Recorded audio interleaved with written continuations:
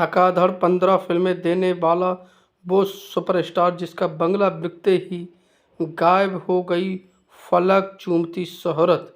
राजेश खन्ना का बंगला आशीर्वाद उनके स्टारडम का गवाह बना, लेकिन कभी बॉलीवुड के पहले सुपरस्टार कहे जाने वाले राजेश खन्ना का बंगला बिकते ही शोहरत भी गिरने लगी थी। जी हाँ साथियों, राजेश खन्ना को बॉलीवुड का पहला सुपरस्टार माना जाता है।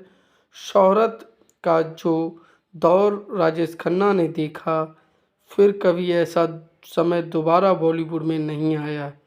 बैक टू बैक 15 सुपरहिट फिल्में देने वाले इकलौते सुपरस्टार राजेश खन्ना का बंगला उनके कैरियर में गुडलक साबित हुआ था। इस बंगले को खरीदते ही वो सुपरस्टार बन गए थे, लेकिन इसी बंगले को बेचने के बाद राजेश खन्ना की फलक चूमती शोहरत हवा हो गई थी। 1966 में की थी कैरियर की शुरुआत। राजेश खन्ना ने 1966 में आखिरी खत से अपनी शुरुआत की, जो 1967 में भारत की पहली अतिरिक्त एकेडमी एंट्री थी और बाद में 1969 और 1971 के बीच आराधना से शुरू होकर हाथी मेरे साथी तक लगातार 15 हिट फिल्में दी।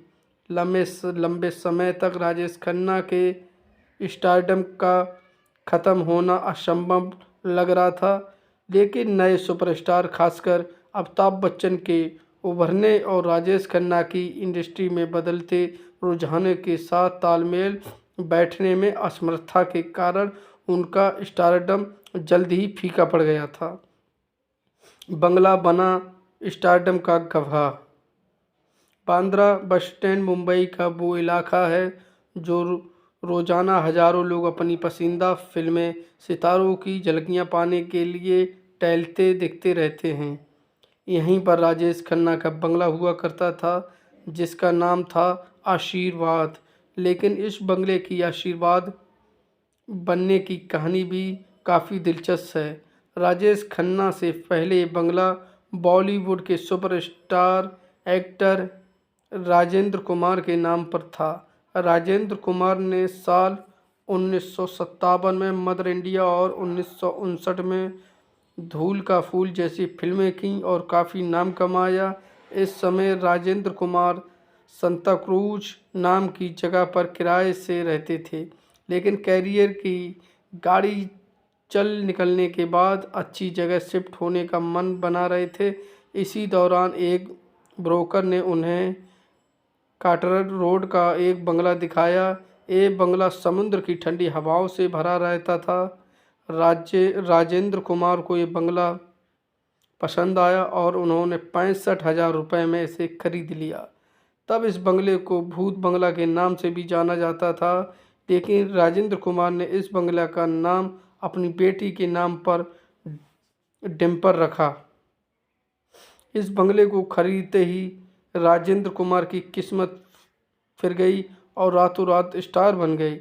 राजेंद्र कुमार जब शोहरत के चरम पर पहुंचे तो उन्होंने एक और घर लिया और वहां शिफ्ट हो गए, लेकिन राजेश खन्ना का स्टारडम यहीं से गिरावट की रफ्तार पकड़ने लगा था। आखिरी समय में गिर गया कैरियर ग्राफ। राजेश खन्ना के जीवन के अंतिम समय में उनकी लोकप्रियता में गिरावट आई थी। वो शराब के नशे में घर पर अकेले समय बिताने पसंद करते थे।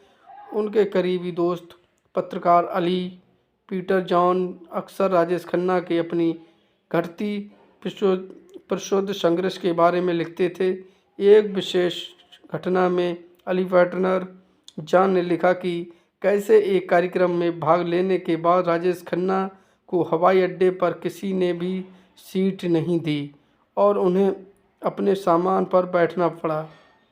अली पैटर्न जॉन ने याद करते हुए कहा, समारोह समाप्त हो गया था और हम वापस चले गए और मैं एक नए राजेश खन्ना के पुनरुत्थान को देख सकता था, जो तब तक चला जब तक हमें मुंबई वापस नहीं आ गए।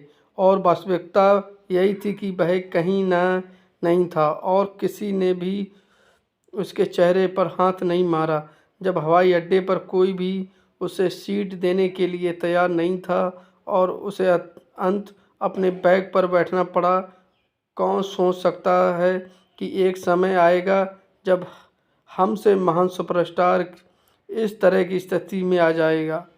18 जुलाई 2012 को 69 बरस की आयु में राजेश खन्ना का निधन हो गया था, लेकिन उनकी फिल्में आज भी उनकी मौजूदगी का एहसास कराती हैं और राजेश खन्ना जैसे सुपरस्टार बहुत ही बढ़िया थे। उनके जैसा न कोई सुपरस्टार था और ना है और ना कभी होगा। बैक पैक टू बैक 15 फिल्में दी थी, बहुत ही सुपर हिट गई, एकदम एक के ऊपर एक 15 फिल्में हिट गई थी। साथियों, वीडियो कैसी लगी? वीडियो अच्छी लगी हो लाइक करें, शेयर करें, कमेंट करें। जो लोग नए हैं वो चैनल को सब्सक्राइब जरूर करें। हम आपको स्टार के बारे में सारी जानकारी देते रहेंगे। कौन कौन है आपके बॉलीवुड का सुपरस्टार, कमेंट करके बताएं। उनके बारे में अगर जानकारी चाहते हैं तो वीडियो को लाइक, शेयर और कमेंट सब्सक्राइब जरूर करें।